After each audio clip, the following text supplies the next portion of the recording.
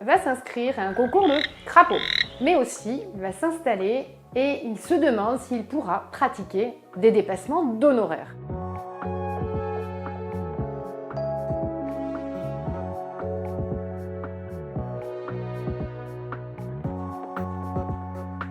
Pour répondre à la question, on est sur le sujet du choix du secteur conventionnel.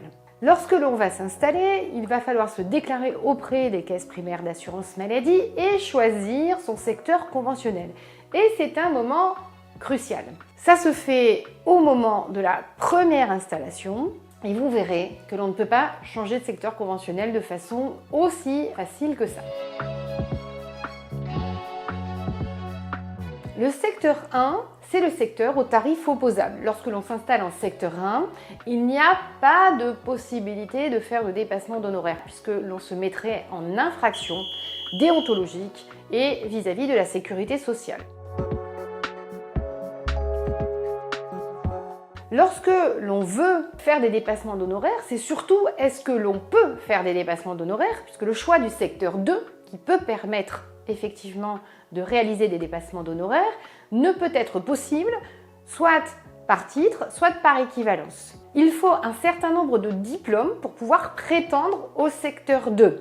Il faut être ancien praticien hospitalier titulaire par exemple, ou alors il faut être ancien chef de clinique, on parle maintenant plutôt des assistants ou des docteurs juniors, etc. Donc la première question c'est est-ce que j'ai les diplômes requis, les titres requis pour pouvoir m'installer en secteur 2 et la sécurité sociale va vérifier si vous avez les bons diplômes. La possibilité aussi se fait par équivalence, elle peut être donnée selon certaines fonctions que l'on a pu assumer. C'est souvent le cas des médecins étrangers qui, lors de la reconnaissance de leur diplôme, essayent de faire valoir la possibilité d'avoir une équivalence pour s'installer en secteur 2. Pour ce qui est du secteur 3, c'est hors convention. On n'a pas de tarif opposable et la différence, elle est surtout sur la base de remboursement sécurité sociale pour le patient.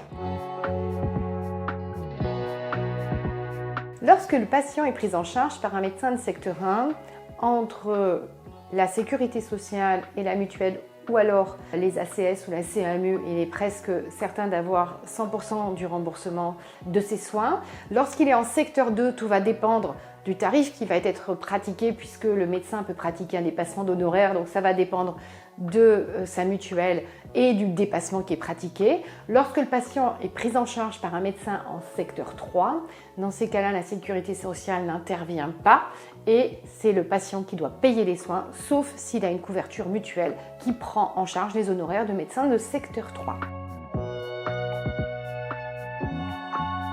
Attention, le choix du secteur est définitif lorsque l'on est en secteur 1 pour une première installation, c'est définitif. Même si on a les titres, on ne pourra pas en cours de carrière choisir le secteur 2 a posteriori. C'est pour ça que c'est un élément très important.